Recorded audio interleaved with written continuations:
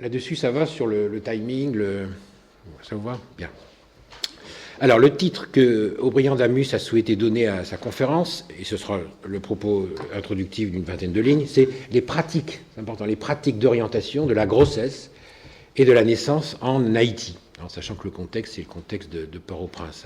Voilà. Alors, il y aura, si vous voulez, dans son texte, alors, pour faciliter les choses, je vais alléger les références, on va dire, érudites, académiques, qui se retrouveront dans les actes in fine. Mais néanmoins, je respecterai évidemment le texte dans sa texture, si je puis dire. Mais je ne vous encombrerai pas de références académiques qui sont dans ce texte richement explicités. La grossesse et l'accouchement sont des traits fondamentaux de la condition de la femme. La naissance est un événement biologique qui impute aux femmes une supériorité originelle au détriment des hommes parce que la reproduction de l'espèce humaine en dépend. Les pratiques d'orientation de la grossesse et de la naissance font de celles-ci des phénomènes socioculturels dont la représentation varie d'une culture à l'autre.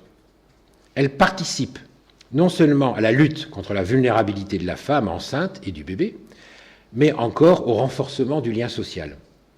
Sans le développement des capacités et des réflexes d'orientation, la lutte pour la réussite de la grossesse et de la naissance sont impossibles.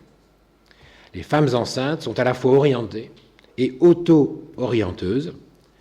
L'orientation de la grossesse et de l'accouchement nécessite la mise en œuvre d'un ensemble de savoir-agir et de savoir-être non rigides du point de vue gnoséo-poétique. Alors ça, tu peux expliquer en 2 mots, du point de vue de la connaissance. Oui, production du savoir. Du point de vue de la production du savoir, ok. Elle joue, il faut le dire, un rôle important dans la conservation de la nature. Comment les femmes enceintes s'orientent-elles dans les communautés rurales d'Haïti? Qu'est-ce qui les oriente pendant la grossesse et la naissance? Vers qui et vers quoi? Comment sont-elles orientées, s'orientent-elles après la naissance? Le processus d'orientation humaine commence-t-il vraiment dès la naissance intra-utérine? Point d'interrogation. Le premier point porte sur les comportements d'orientation des femmes enceintes dans les communautés rurales d'Haïti. Les conduites d'orientation des femmes enceintes dans les communautés rurales d'Haïti sont déterminées par une constellation multifactorielle. Leur niveau d'éducation, leur niveau socio-économique, leur représentation de la grossesse. Par exemple, elles peuvent définir leur grossesse comme un accident positif ou négatif de la vie. Tiens, il y a un petit chat qui, tout d'un coup, s'intéresse à ce problème. C'est inhabituel dans mon comportement, ma femme en témoigne. Bon. Et de l'accouchement. Leur représentation de soi ou leur identité de femme enceinte, leur projet identitaire, leur situation économique et la reconnaissance du père et de leur futur bébé. L'attitude de leur conjoint vis-à-vis de la grossesse, etc. Au sein de leur famille et de la communauté sociolinguistique et épistémique, on entend par là communauté sociolinguistique et épistémique, un groupe d'individus qui ont en commun un instrument de communication, communément appelé la langue, mais aussi un ensemble de savoirs, de valeurs, de croyances, de visions et de conceptions du monde. Les femmes, qu'elles soient analphabètes ou alphabétisées, ont acquis, mais il va me déshabiller celui-là, ont acquis des savoirs qu'elles mettent en application durant leur grossesse. Elles manifestent un certain comportement rationnel et ou superstitieux vis-à-vis d'elles-mêmes et de leur être qui se développe dans leur utérus. La propreté et l'analphabétisme, la pauvreté et l'analphabétisme empêchent beaucoup de femmes d'aller en ville pour se faire soigner. Le suivi prénatal peut être assuré par une sage-femme traditionnelle dont les savoirs se situent généralement au carrefour de la médecine, de la magie et de la religion. Si dans leur communauté rurale, elles ont accès à un centre de santé, celui-ci n'est pas toujours en mesure de satisfaire à leur demande de soins. Elles choisissent d'accoucher par voie basse à la maison ou chez une matrone, qui est l'équivalent. Matrone, il y a une connotation un peu péjorative, mais l'auteur corrige en disant qu'en créole, c'est pas péjoratif. C'est la mère au sens fort du terme. On peut le dire comme ça. La matrone. La coucheuse, quoi. La coucheuse, oui. C'est une matrone. Si celle-ci ne peut, en la circonstance, la coucheuse, si celle-ci ne peut pas se déplacer à cause de son grand âge. Étant donné qu'elles ignorent souvent la date de leur accouchement, elles peuvent accoucher dans la nature, dans un marché ou sur un chemin. Contrairement aux femmes occidentales ou occidentalisées, elles ne bénéficient pas de cours de préparation à la naissance, de techniques de diagnostic prénatal, de la péridurale, de l'anesthésie, de la perfusion ou du monitoring, etc. En Haïti, les femmes rurales se représentent la grossesse comme un phénomène naturel. Même celles qui ont les moyens ne consultent pas forcément un médecin de ville durant leur grossesse. Elles ne peuvent pas aller accoucher aux États-Unis comme certaines femmes des classes moyennes ou de la bourgeoisie. Bien qu'elles prennent un certain nombre de précautions qui montrent qu'elles sont conscientes de leur vulnérabilité ontologique, les femmes des milieux ruraux, quand elles tombent enceintes, ne se définissent pas comme des malades. Elles ne sont pas traitées comme des objets, des numéros, mais comme des sujets. Elles participent à la naissance de leur enfant. J'aurais souhaité que l'on souligne l'expression « tombe enceinte ». Il y a quelque chose de fatal, je pense. Ah oui. Vulnérabilité ontologique, oui. Si une grossesse non voulue entrave le projet identitaire ou professionnel d'une jeune femme, elle pourra faire un avortement en prenant une décoction de racines ou d'écorce d'une plante abortive. Si elle ne reconnaît pas le père de son futur enfant, la grossesse d'une fille peut jeter comme un viol l'opprobre sur sa famille.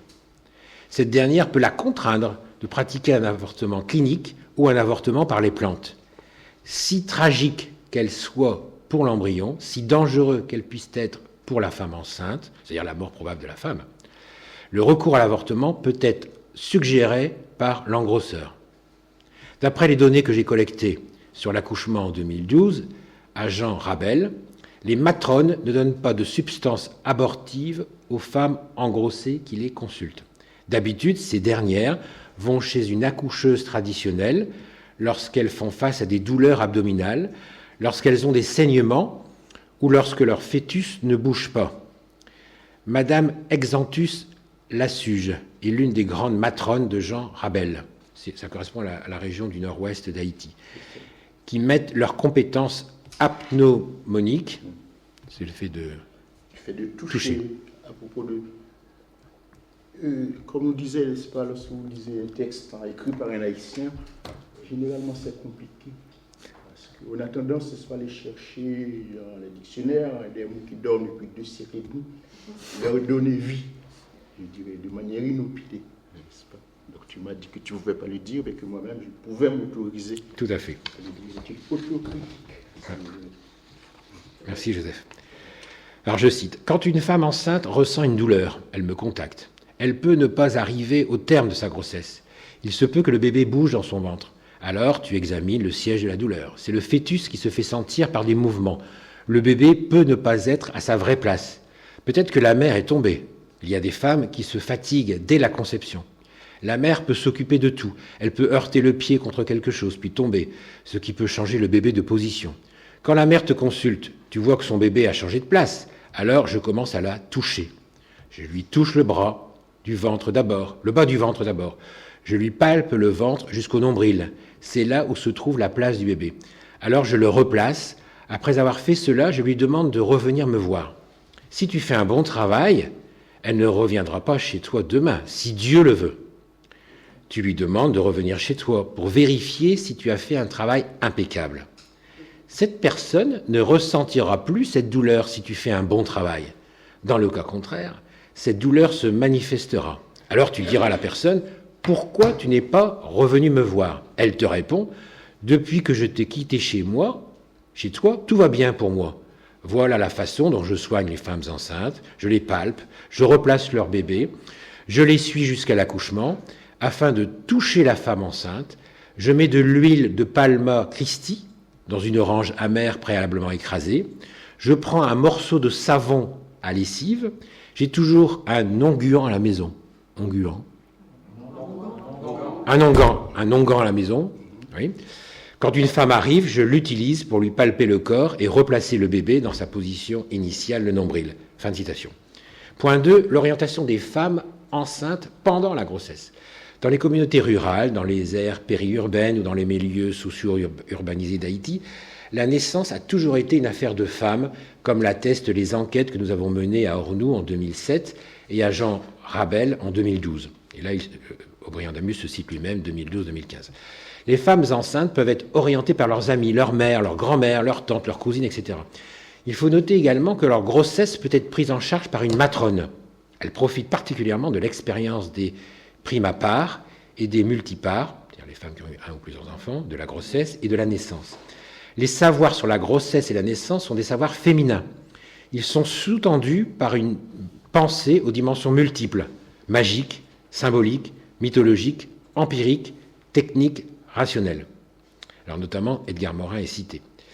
Pendant sa grossesse, on peut demander à une femme de manger à l'heure, de ne pas s'emporter, de ne pas se vêtir de noir, ça porte malheur, de ne pas porter de talons, de bouger souvent, de ne pas se réveiller, de ne pas manger de piment fort, de ne pas rester debout longtemps, de ne pas porter d'habits serrés, de ne pas manger de repas froids, c'est-à-dire préparer la veille, sous peine de déféquer pendant la naissance de son bébé, de ne pas toucher le ventre à cause de la peur du loup-garou ou du malfaiteur. Il faut préciser d'ailleurs qu'au BAMUS a fait toute une enquête sur le loup-garou, qui a été publiée l'année dernière, si la mémoire est bonne, dans la collection L'Harmattan. Voilà. Donc le loup-garou, très présent, de ne pas regarder de cadavres d'animaux, de ne pas regarder de choses laides, de demander aux gens des nourritures désirables, afin d'éviter à son bébé des taches de naissance, etc., etc. Malgré le caractère irrationnel de certains d'entre eux, ces conseils visent tous à combattre la vulnérabilité d'une femme enceinte et de son futur bébé. Si la femme enceinte a une matelote, alors... Ça, je ne connais pas ce mot. Alors, petite note de bas de page, c'est une femme qui sort avec le conjoint d'une autre femme. Les matelotes sont des femmes qui se partagent malgré elles le même homme. On peut l'orienter vers un ougan. Alors, un ougan, c'est un prêtre vaudou qui peut guérir des malades, qui doit être possédé par un esprit, appelé communément Iwa, et qui utilise des plantes médicinales et des produits ethnopharmaceutiques.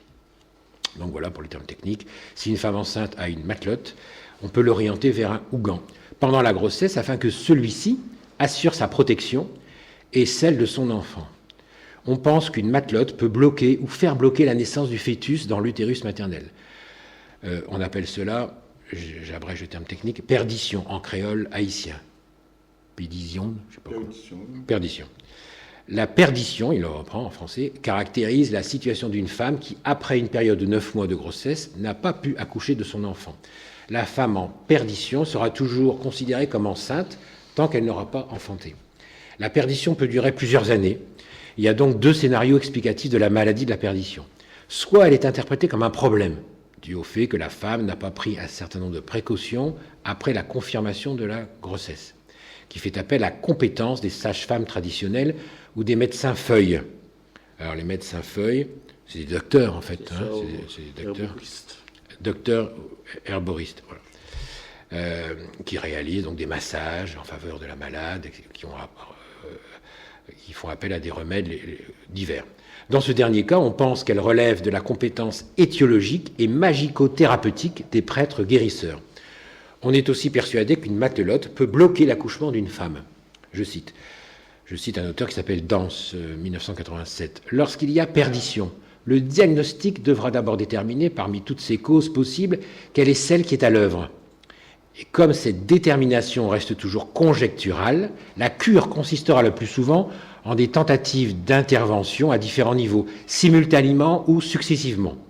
Tout d'abord, si l'on estime qu'elle pourrait s'agir d'une simple imprudence, on fera simplement intervenir la femme sage, qui, au moyen de tisanes, de bains et de massages, s'efforcera de tirer, la froidure hors du corps de la malade. Pour des potions spécifiques, on pourra également faire appel au service d'un herboriste, et même, pourquoi pas, recourir à la pharmacie de la ville pour y acheter des médicaments dont chacun sait qu'ils sont bien plus efficaces que les remèdes pragmatiques des campagnes, pour autant que ce soit bien des facteurs naturels qui en soient en cause. » Fin de citation. On peut orienter les femmes enceintes vers une matrone ou vers un dispensaire pour qu'elles se fassent soigner. Elles peuvent aussi être orientées vers une église en vue de se convertir au christianisme ambiant. Certaines d'entre elles peuvent décider d'elles-mêmes d'y aller afin de faire face aux forces surnaturelles qui peuvent nuire à la croissance de leur enfant dans le milieu intraplacentaire. Il y a aussi celles qui sont orientées ou qui s'orientent vers un saint ou une sainte. Celles qui ont des proches en ville ou qui sont plus ou moins favorisées par la vie peuvent s'orienter ou être orientées vers un centre hospitalier urbain pour recevoir des soins ou pour accoucher de leur enfant. Les matrones qui ont reçu une certaine formation conseillent aux femmes enceintes d'aller à l'hôpital. Si leur mobilité n'est pas réduite, elles peuvent y aussi les accompagner. Ainsi reconnaissent-elles les limites de leur éthique du care. On appelle l'éthique du care l'éthique du prendre soin. La matrone, Julie Pierre, compose avec la médecine savante en orientant ses clientes, c'est mis entre guillemets, vers l'hôpital. Je cite, dès qu'une femme tombe enceinte, elle doit aller à l'hôpital. Si elle n'a pas de problème, elle doit s'y rendre à partir de 3 mois. Mais si, dès le premier jour de la grossesse, elle fait face à des problèmes, elle doit aller régulièrement à l'hôpital. Elle doit respecter les rendez-vous médicaux. Elle doit faire tous les examens qui lui auront été prescrits. Le médecin doit examiner la femme enceinte jusqu'à ce que l'enfant naisse. Elle doit faire plusieurs sonographies afin de savoir les problèmes qu'elle endure. Il s'agit aussi de prévenir certains problèmes. Quand les femmes enceintes ressentent des douleurs au bas-ventre, elles me consultent. Celles qui ont des hémorragies me contactent. Si une femme enceinte ayant des saignements me contacte, c'est parce qu'elle a plus de confiance en moi que dans le médecin. Alors je me dis qu'à partir du moment où elle a des saignements, il faut qu'elle aille à l'hôpital. Je lui dis que même si je continue à la suivre, à la toucher, elle doit aller à l'hôpital, car les saignements vaginaux sont des signes dangereux. Lorsque je constate que sa nuque et ses pieds sont enflés, je me dis que cette femme doit consulter un médecin. Si ses yeux sont blancs, elle doit aller à l'hôpital, car c'est un signe dangereux. Si j'ai à lui donner un conseil, je dois le faire de façon impeccable. Si une femme enceinte a des douleurs abdominales, je regarde si son bébé n'est pas trop bas. S'il est trop bas, tu verras sa tête. Alors tu conseilles à cette femme de se reposer, de ne pas trop travailler, de ménager son corps, de ne pas soulever ni porter des charges trop lourdes, afin de trouver une solution à son problème. Elle va à l'hôpital, elle se repose, elle prend des médicaments. Fin de citation. Point 4. L'orientation des femmes enceintes pendant la naissance. Quand les contractions de l'utérus se déclenchent, la femme enceinte est emmenée chez une sage-femme traditionnelle. Si elle est âgée, d'une manière générale, ce sont les matrones qui vont chez les femmes enceintes tant que celles-ci accouchent. La matrone assiste la parturiente durant les 3 phases de l'accouchement. Le travail, l'expulsion du fœtus hors de l'utérus et la délivrance, c'est-à-dire décollement, expulsion du placenta. Le processus de la naissance est facilité par des actions rituelles et par les réflexes d'orientation du fœtus. Si la matrone pense que l'accouchement est bloqué par une force surnaturelle ou par un tiers, elle peut faire une prière en direction du ventre ou de la tête de la parturiente, ou demander au mari de cette dernière d'appeler un ougan ou une mambo. Je cite, « J'aide souvent les matrones qui font face à des accouchements difficiles. Elles me demandent de venir débloquer ces derniers. J'appelle un oua, j'utilise l'ange conducteur, je prie Sainte Marguerite. » Fin de citation. Une mambo qui s'exprime. Utilisée par beaucoup de matrones pour ponctuer le processus de la naissance, la prière rituelle est fondée sur une représentation endocausale ou sur une représentation exocausale du blocage de la naissance. Il s'agit aussi de demander à Dieu de venir à la rescousse de la femme qui accouche. La prière de la Madone est porteuse d'efficacité symbolique. Là, il y a une référence explicite à Lévi-Strauss 58, ça doit être Tristotropique, 58. Bon. La prière de la... Alors, la prière a une dimension d'efficacité symbolique, mais aussi psychologique et psychique, pour la simple et bonne raison qu'elle est adressée à une puissance invisible que certaines matrones désignent par grand maître. La prière devient puissante dès lors qu'elle est adressée à une puissance invisible. La matrone fait sa prière pour chasser les mauvais esprits. La tête de la parturiente est considérée comme la porte d'entrée et de sortie des esprits malveillants qui peuvent bloquer l'accouchement. La matrone croit au pouvoir du grand maître et à la puissance de la prière. Je cite Mauss en 2002, « La prière agit sur l'esprit et sur le corps d'une manière qui semble dépendre de sa qualité, de son intensité et de sa référence. » Fin de citation. Elle peut être définie comme un rite positif. Pour la matrone précédemment citée, c'est-à-dire Exantus Lassus, il n'y a pas d'accouchement sans prière. Je cite à nouveau, « Il y a des matrones qui disent que l'accouchement n'a pas besoin de prière.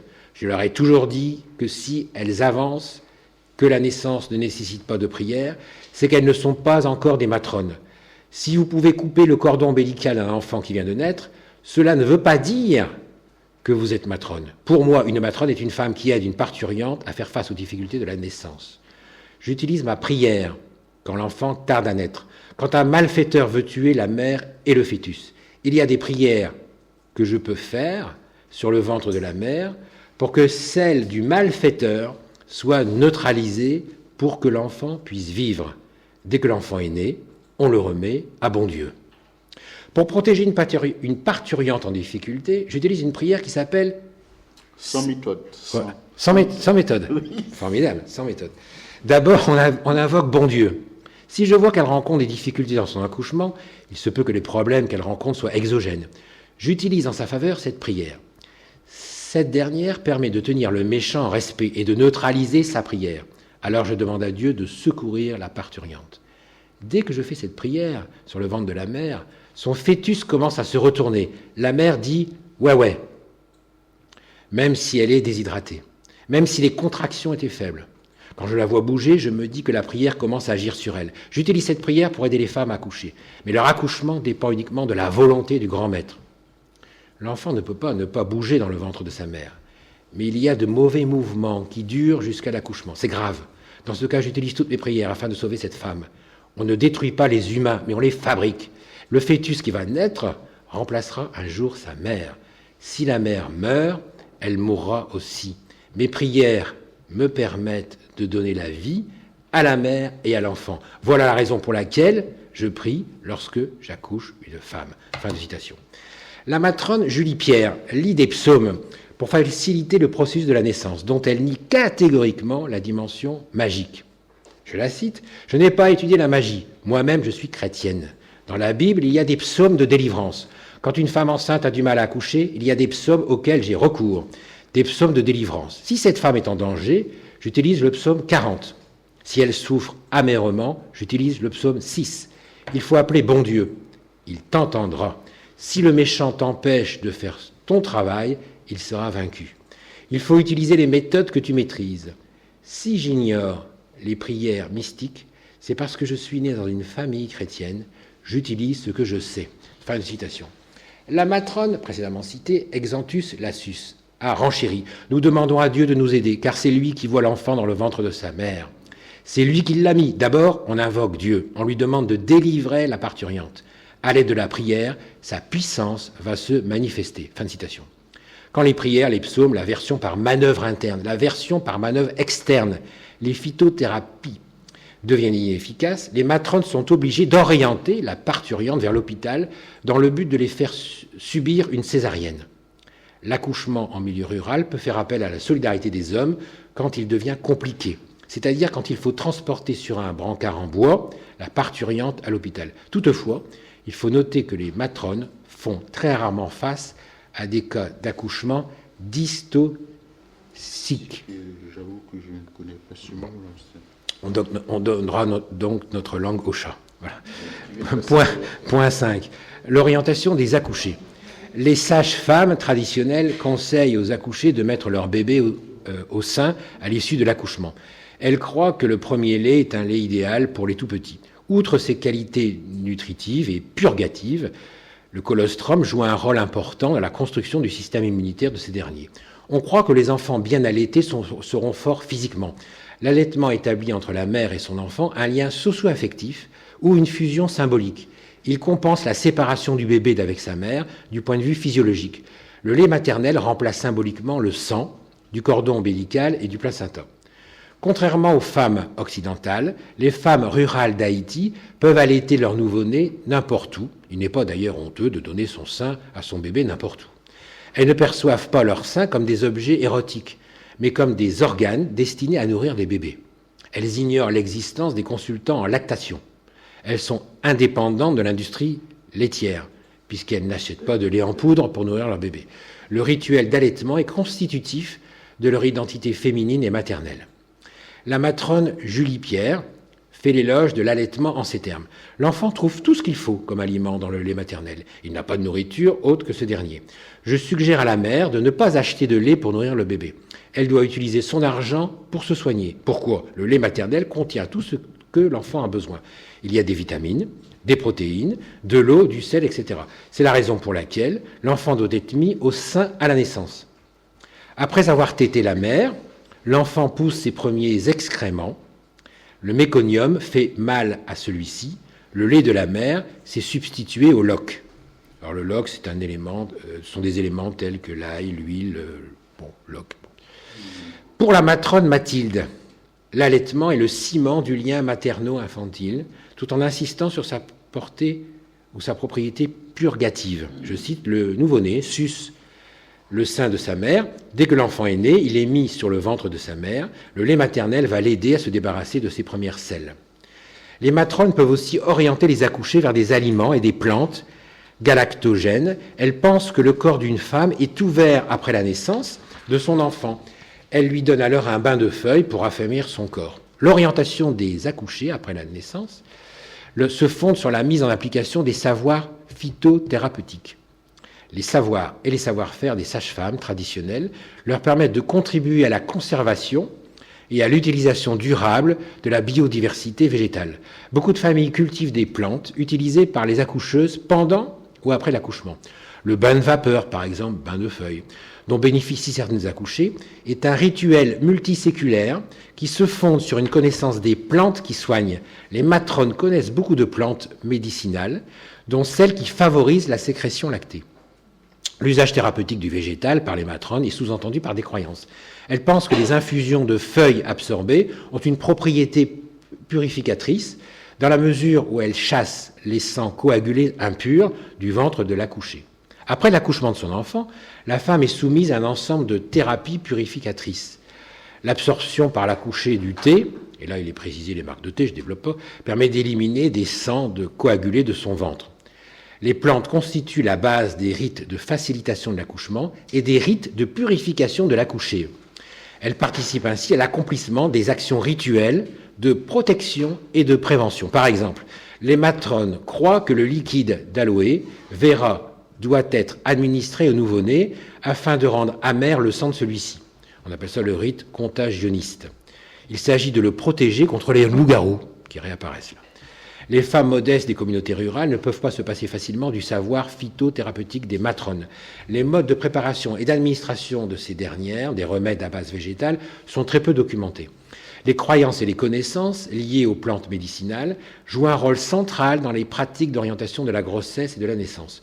L'orientation des femmes enceintes et des accouchées par les accoucheuses traditionnelles nécessite la mise en place d'un ensemble de savoirs, de savoir-faire et de pensées. Malgré la participation des matrones à la survie de leur communauté, leurs connaissances sont peu médiatisées et valorisées. La matrone Elsie Baptiste utilise des feuilles pour purifier les accouchés. Je la cite, « J'utilise des feuilles pour dégager de bonnes odeurs. Des feuilles d'oranger et de Palma Christi, précédemment évoquées, pour baigner l'accouché. Les feuilles de Palma Christi rouges donnent à la peau de la femme une belle couleur. J'utilise aussi des feuilles de Mambi Banta, toutes les feuilles qui me paraissent indispensables, dont les feuilles galactogènes. Je donne aux accouchés de la papaye, dont celle-ci stimulerait la sécrétion lactée. Je donne un bain de feuilles aux femmes qui viennent d'accoucher. » Fin de citation. La sage-femme traditionnelle Exanthus Lassus, précédemment citée, explique le rituel du bain de vapeur en ces termes. Le bain de vapeur est mis dans un pot de nuit après la naissance du bébé. Il contient des feuilles. La chaleur des feuilles chaudes pénètre le vagin de l'accouché. Il ne faut pas que les feuilles soient trop chaudes, sinon on fera du mal à cette dernière. Il faut que l'eau du bain de feuilles soit tiède. On fait en sorte que la chaleur du bain de feuilles rentre dans le vagin de l'accouché. Elle va faire fondre le sang. Si la chaleur est trop forte, on ne va pas attendre le résultat escompté, car elle peut faire coaguler le sang. L'accouchée est alors malade, elle reste dans son lit. Si on veut décoaguler le sang de manière progressive et faire revenir la cavité vaginale à son état normal, le bain de feuilles ne doit être ni trop chaud, ni trop froid. Ensuite, on donne à la femme un autre bain de feuilles, mais on met les feuilles dans une cuvette d'eau. On presse ces feuilles sur son corps pendant qu'on lui donne le bain. On purge son ventre afin de le débarrasser du sang coagulé. Puis, on utilise des feuilles. Je fais toujours ceci. Après lui avoir donné le bain de feuilles, je lui donne d'en boire l'eau. Je savonne son corps, etc., etc. Pour ce faire, j'utilise un savon de lessive. Ensuite, je lui lave le corps avec de l'eau traitée. J'utilise des oui, c'est... Bon. Cette dernière ne contient pas de feuilles. Si on laisse sur son corps de l'eau de feuilles, cela pourra lui donner de petits boutons. Les feuilles peuvent en être la cause. Après avoir donné le bain de feuilles, il faut nettoyer son corps. Fin de citation. On voit que là, l'accouchement est un rite de passage qui se caractérise par 3 étapes. Et là, c'est Van Gennep qui est cité. la période de séparation, la période de marge et la période d'agrégation. Si après l'accouchement, les matrones et l'entourage familial demandent aux femmes de s'enfermer dans leur chambre avec leur bébé, c'est parce qu'ils veulent les protéger contre les loups-garous, encore eux, et les changements de température. En Haïti, la durée de la période de marge dépend de la situation socio-économique de l'accouché. Certaines femmes reprennent leur activité après 3 jours de réclusion.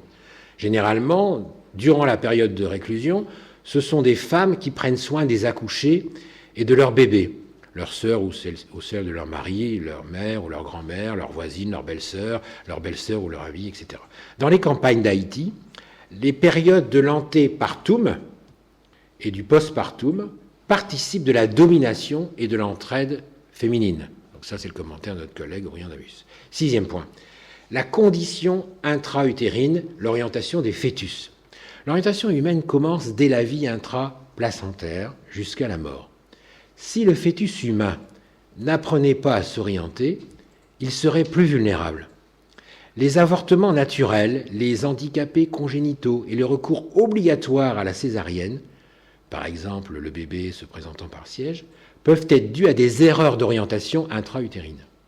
Les fœtus développent des réflexes de succion et de déglutition, se nourrissent du liquide amniotique, bougent et changent de position dans le ventre de leur mère. Leur orientation a donc une triple dimension, 1 spatiale, 2 sensorielle et 3 physiologique.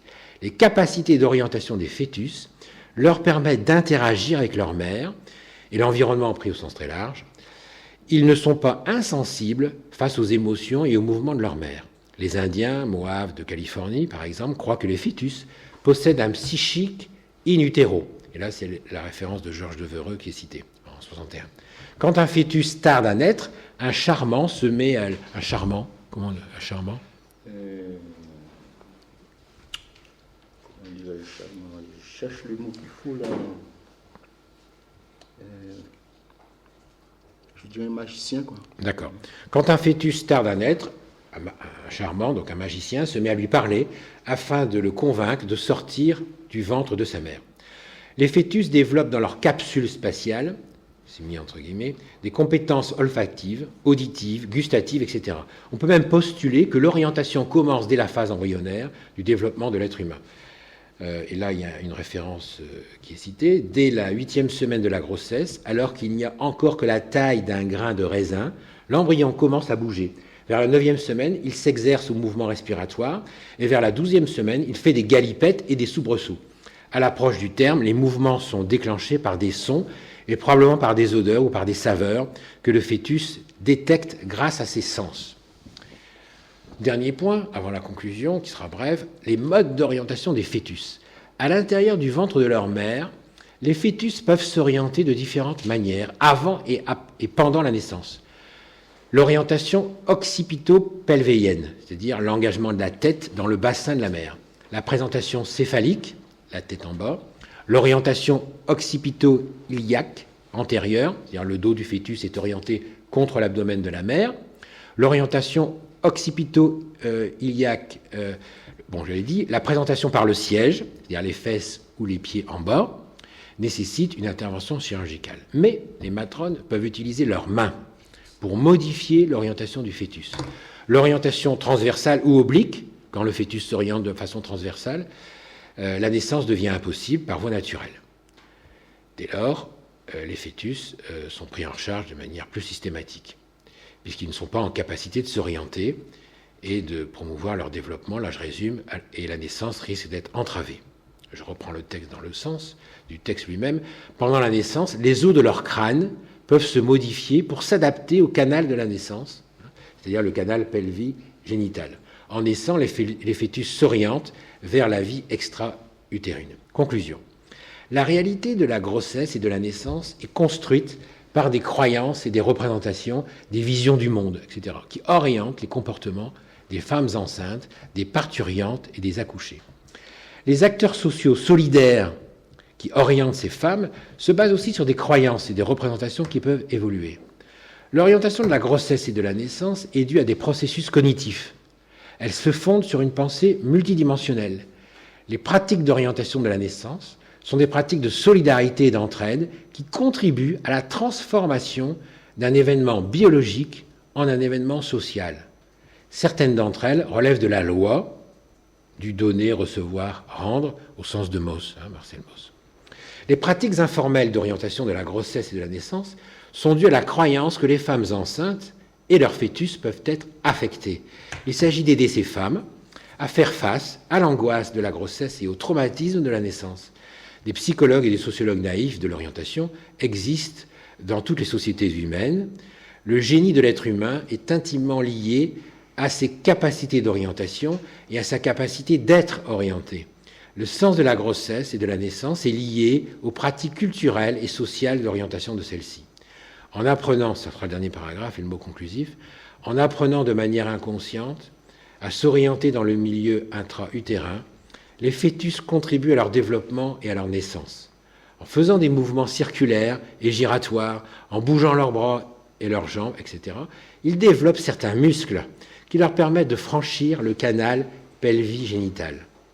En sortant du ventre de leur mère, les fœtus humains s'orientent vers la lumière. Ces bébés doivent apprendre et s'orienter dans un monde de hasard tout au long de leur vie. Fin de citation. Voilà. Voilà, je vais pas le dire. Voilà. Bien, on peut applaudir Aubryan Damus. Voilà.